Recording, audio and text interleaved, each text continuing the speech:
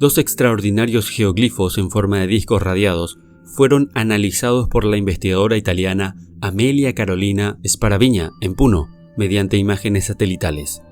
En uno de ellos, la circunferencia es perfecta y presenta numerosas líneas en forma de radio, pero alrededor de la mitad del disco, de unos 100 metros de diámetro, está completamente destruido. La misma estudiosa ya ubicó otros geoglifos, cuya presencia es ahora estudiada por el personal del Ministerio de Cultura en Puno, que se tratarían de evidencias arqueológicas de la tecnología Waru-Waru, correspondientes al periodo intermedio temprano Pucará, cultura que abarcó un lapso comprendido entre el siglo II a.C. y el siglo II después de Cristo. Los otros geoglifos, al parecer, tenían como principal finalidad la agricultura y al construir camellones obtenían formas muy caprichosas. Estos discos se encuentran a unos 25 kilómetros al noreste de Juliaca, y el primer disco parcialmente destruido pudo ser observado mejor este año, pues en el año 2010 el terreno estaba completamente anegado. La extraña forma también sugiere ser un disco solar, lo cual podría guardar relación con el posterior culto incaico, aunque esto deberá ser confirmado por los estudiosos e investigadores. Por otra parte, y como es costumbre, no solo tenemos en cuenta las teorías oficiales sobre el hallazgo. Varios internautas e investigadores del misterio de civilizaciones antiguas sugieren que estas figuras o glifos enormes pudieron tener propósitos de señalización. Es más que conocida la historia de los desiertos de América, principalmente de Perú y de Chile, los cuales cuentan con gigantescos geoglifos que solo son apreciables y entendibles desde las alturas. Ese hecho genera motivos para sugerir que eran señales para sus dioses, dioses que según los antiguos americanos venían de las estrellas y que tenían poderes sobrenaturales. Si tenemos en cuenta que por lo general sus dioses vinieron de los cielos, es lógico teorizar que podrían ser señales para ellos, y ustedes me dirán, ¿para qué necesitarían señales si los dioses son capaces de encontrar a sus propios hijos? Bueno, debemos tener en cuenta que estos glifos pudieron ser creados porque esos seres endiosados de los cuales hablan sus relatos mitológicos dejaron de venir de los cielos. Por eso estas antiguas civilizaciones de los Andes hicieron estas señales gigantescas para llamar la atención de aquellos dioses.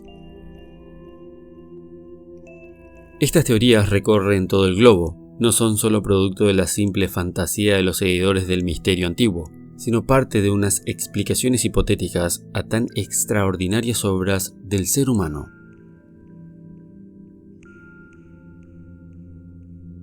En América hay cada cosa que los antiguos habitantes dejaron como monumentos, estatuas, grabados pequeños, grabados gigantes, escrituras extrañas, ciudades extrañas, acompañados de dioses imponentes que fueron los guías de las civilizaciones del pasado del llamado Nuevo Mundo.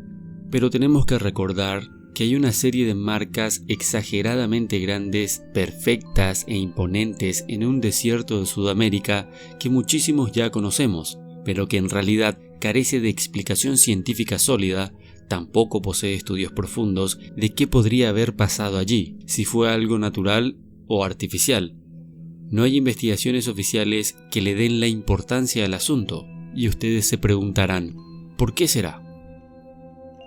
¿Qué pasaría si en el pasado distante las líneas de Nazca hubieran sido utilizadas como pistas de aterrizajes de antiguas naves como las conocidas vimanas? Desde que se descubrieron las líneas de Nazca y sus intrincadas figuras, la gente se ha estado preguntando cuál sería su verdadero propósito. ¿Estaban estas figuras gigantes destinadas a ser visitadas o vistas desde el cielo? ¿Fueron las líneas de Nazca un mero arte antiguo? Si es así, ¿por qué los humanos antiguos crearon estas líneas que no se pueden apreciar completamente desde cero, o sea, desde el suelo? Intentar explicar las líneas de Nazca manteniendo una lógica tradicional parece casi imposible. El profesor Masato Sakai, experto en arqueología, ha estado investigando las líneas de Nazca durante más de 10 años. Se estima que existen alrededor de 1000 rectas encontradas en este lugar que facilitaron la comunicación y las relaciones entre los pueblos y las personas de aquellas épocas.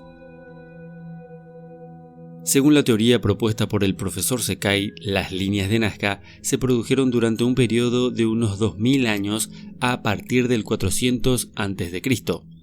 Si bien su teoría es ciertamente interesante, no explica el propósito general de las figuras, formas geométricas y senderos de montañas gigantes que aparecen como si la parte superior hubiera sido literalmente eliminada para crear una superficie casi plana.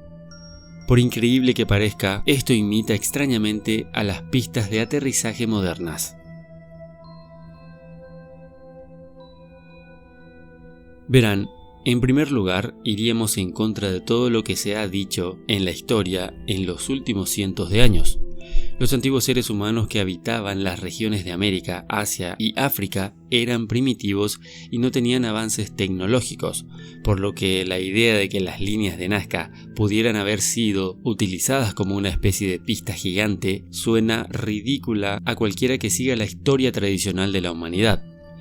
Desafortunadamente se ha comprobado que los eruditos tradicionales no tienen una mente muy abierta cuando se trata de lugares como las líneas de Nazca, Pumapunku, Tiahuanaco, Teotihuacán, etcétera, etcétera.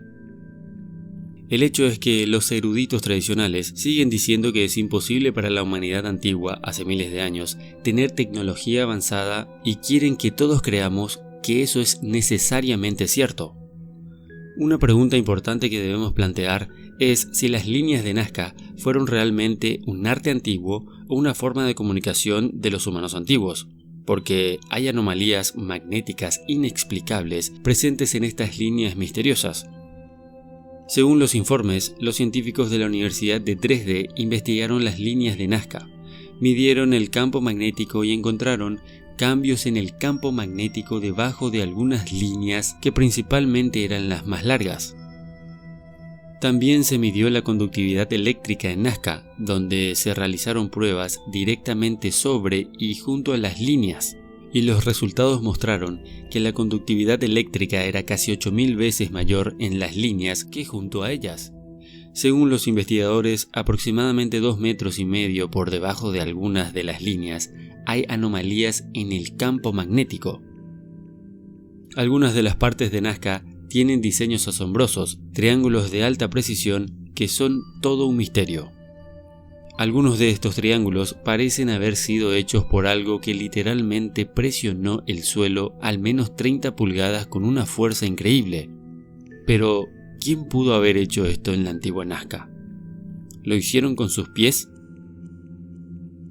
Estas son solo algunas de las teorías que los estudiosos convencionales intentan explicar sobre las líneas de Nazca. Pero hay algo en este lugar que lo hace único, a diferencia de cualquier otro lugar en la Tierra. Pero simplemente no sabemos qué es, y probablemente no lo sabremos todavía.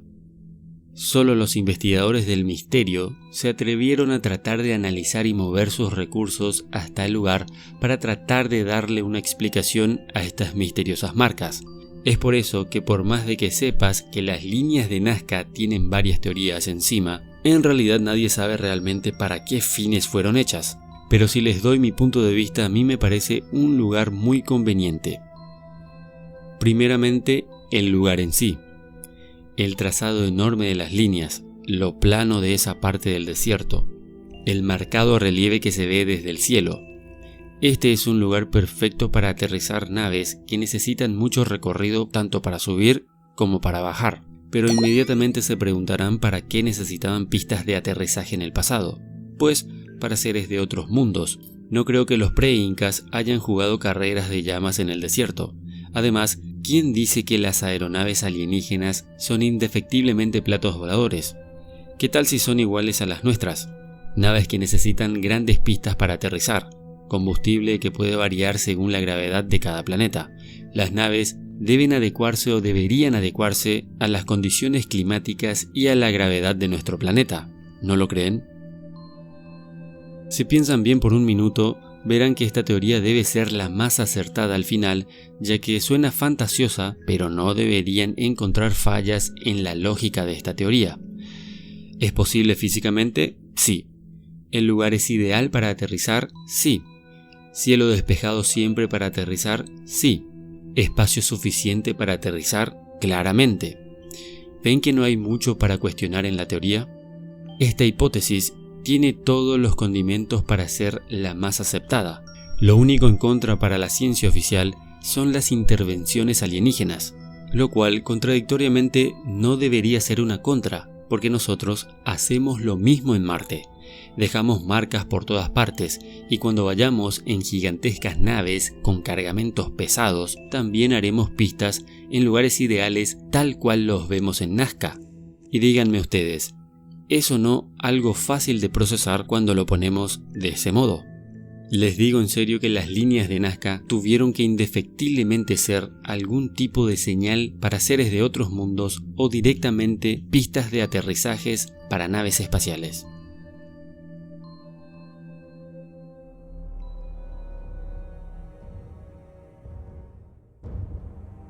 Los símbolos grabados en piedras son muy comunes en Vancouver, pero en su mayor parte se encuentran sobre las rocas y no bajo el agua. Ciertamente los hay en entornos de lagos y ríos, pero casi siempre en las piedras de las orillas y en el bosque. De ahí a que este descubrimiento tenga un relieve especial.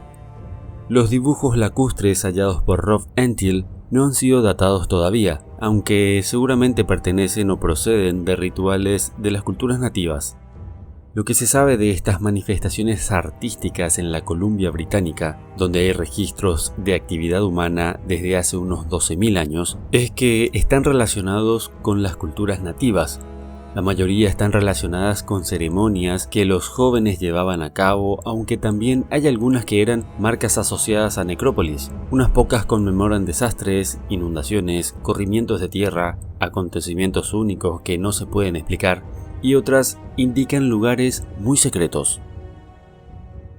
En la zona costera sí han sido documentadas algunas piezas que se encuentran en las rocas que inundan el Plamear. En estos casos su función, según se cree, era llamar a los peces, atraerlos a los ríos para la pesca. Otros marcaban los límites de los territorios de caza. Pero lo cierto es que, aunque todas estas razones se han podido investigar en los casos más recientes, incluso en el siglo XX, la mayor parte de los petroglifos y pictogramas permanecen como un misterio total, que obviamente es insondable para los habitantes de la isla desde el siglo XXI. Eso quiere decir que no tiene una explicación lógica. Nadie puede poner las manos en el fuego sobre una afirmación sobre sus verdaderos propósitos. Muchos investigadores, por otra parte, teorizan que al igual que sucede en Perú con las líneas de Nazca, estos grabados enormes, solo apreciables desde el cielo, tienen un objetivo único: llamar la atención desde el aire. Y como todos sabemos, en la antigüedad no había aeronaves. Lo único que podrían llamar es la atención de las aves. Por eso es que muchos creen que es correcto teorizar sobre mensajes para seres o artefactos extraños que surcaban los cielos. Dicho de otra forma, estos geoglifos o petroglifos gigantes tienen el único propósito de ser mensajes para algo o alguien que provino del cielo, un mensaje para los que verdaderamente pueden apreciarlos desde los cielos. En fin, si algo tenemos que tener en cuenta es que ni las líneas de Nazca ni estos grabados de Vancouver tienen una explicación racional para la ciencia. Siempre dan los típicos propósitos de arte chamánico y eso ya no es suficiente para los investigadores del misterio, ni mucho menos para los habitantes de los lugares mencionados. ¿Qué opinan ustedes? ¿Creen que estos enormes y extraños glifos fueron hechos por razones solamente agrícolas o que fueron mensajes o señales para esos seres que los visitaban en su tiempo? Puedes igualmente teorizar sobre los mismos, no hace falta imponer una opinión, solo expresar una línea de pensamiento porque nadie es poseedor de la verdad absoluta. Muchas gracias y hasta pronto.